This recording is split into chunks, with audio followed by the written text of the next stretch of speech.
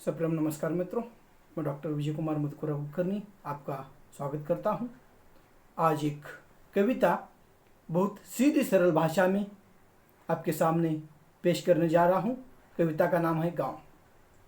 अब इसकी पहले कुछ पृष्ठभूमि आपके सामने रखता हूं।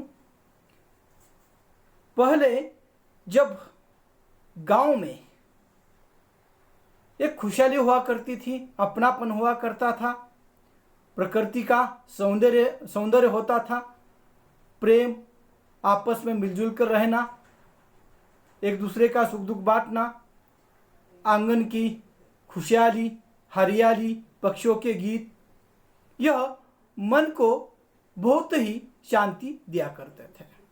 आधुनिकता के दौर में जैसे शहरों का वहाँ पर शहरों में कंपनियां बनने लगी, रोजगार के लिए लोग शहरों की ओर जाने लगे और अपने जीवन को एक सीमित दायरे में वहां पर बांधना पड़ा किसी ना किसी कारण से। लेकिन जो गांव का माहौल होता है वहां पर भाईचारा होता है, अपनापन होता है, हर त्योहार एक दूसरे को मिलकर वहां पर बनाते हैं। आपसी जो दिल की बातें होती हैं वह एक दूसरे के साथ शेयर करते हैं, उसकी चर्चा करते हैं, इकट्ठा बैठते हैं, बूढ़े बैठते हैं, युवा बैठते हैं, बच्चे खेलते हैं और इस तरह का एक वातावरण वहाँ पर होता है, स्थितियाँ होती है। और ऐसे में आज बदलते दौर में इन खुशियों की जगह शायद मोबाइल ने ली है। एक परिवार में रहकर भी हर एक के हाथ में अलग अलग मोबाइल है और व्यक्ति एक साथ बैठकर भी सामने वाले से बात न करते हुए वह उस मोबाइल में कहीं ना कहीं खोया हुआ रहता है, उसमें मैं भी आ गया। तो यह मन को कहीं ना कहीं वहां पर जो मनुष्य को जीवन जीने के लिए एक स्फूर्ति चाहिए, एक शांति चाहिए, वह मनुष्य अपने हाथों से खोता जा रहा है। और उसे पाने के लिए मनुष्य ने जो पहले जैसी जो स्थितियां थी, घर में जब बूढ़ी दादियां अपने घर के छोटे बच्चों को कहानियां सुनाया करती थी, माँ कभी डांटती थी, कभी प्रेम करती थी, कभी बच्चों के पीछे पीछे भागती थी, ये सारी खुशियां कहीं ना कहीं गुम सी होती जा रही है। और इसलिए आज जो खाना बनता है वह भी चूल्हे पर न बनकर गैस पर बनता है और जिसके कारण शायद पेट में भी गैस होता है। यह आधुनिकीकरण है, ये प्रगति के लक्षण है, मानते हैं हम। लेकिन जो बात उस चूल्हे की रोटी की थी वह बात शायद मेरे निजी मत से गैस की रोटी पर नहीं है। और इसलिए यह जो कविता निर्मित हो गई है उस गांव के वातावरण को आज भी हम महसूस करते हैं, जो मन को एक शांति देकर चला जाता है। भोले भाले स्वभाव, आपसी प्रेम, खेल कूद, ये सारी बातें गांव में वहाँ पर दिखाई देती थी।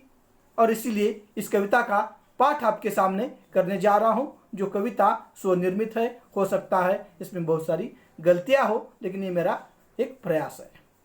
कविता का नाम है गांव।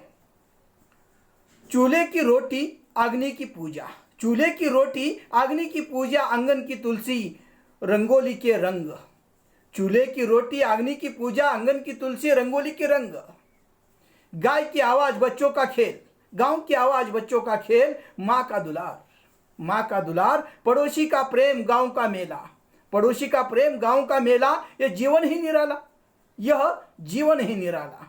खेतों की हरियाली, पक्षी के गीत, नदी के लहरें, खेतों के हरियाली, पक्षी के गीत, नदी के लहरें, पानी की डुबकी, पानी की डुबकी, गुल्ली डंडे का खेल, गुल्ली डंडे का खेल, सबका आपसी मेल, सबका आपसी मेल। कभी रूठना कभी मुस्कुराना, कभी रूठना कभी मुस्कुराना। ना मोबाइल ना रिचार्ज, ना मोबाइल ना रिचार्ज, फिर भी समझ आती सबको एक दूसरे के दिल की बात। ना मोबाइल ना रिचार्ज, फिर भी समझ आती सबको एक दूसरे की मन की बात। और यह था गांव का वातावरण, ये स्थितियां थी। लोग एक दूसरे की संवेदना जानते थे, प्रेम जानते थे, आपसी वहां पर मिलाव था। और इस तरह की आज भी गांव में ये स्थितियां दिखाई देती है।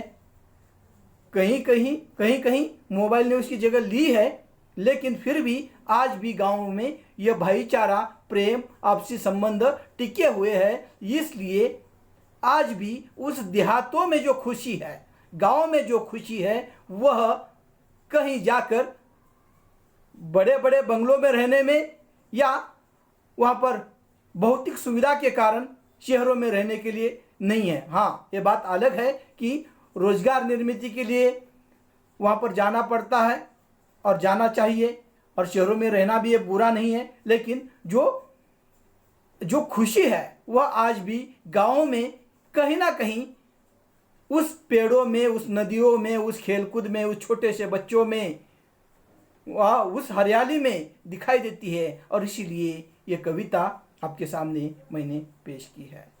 नमस्कार।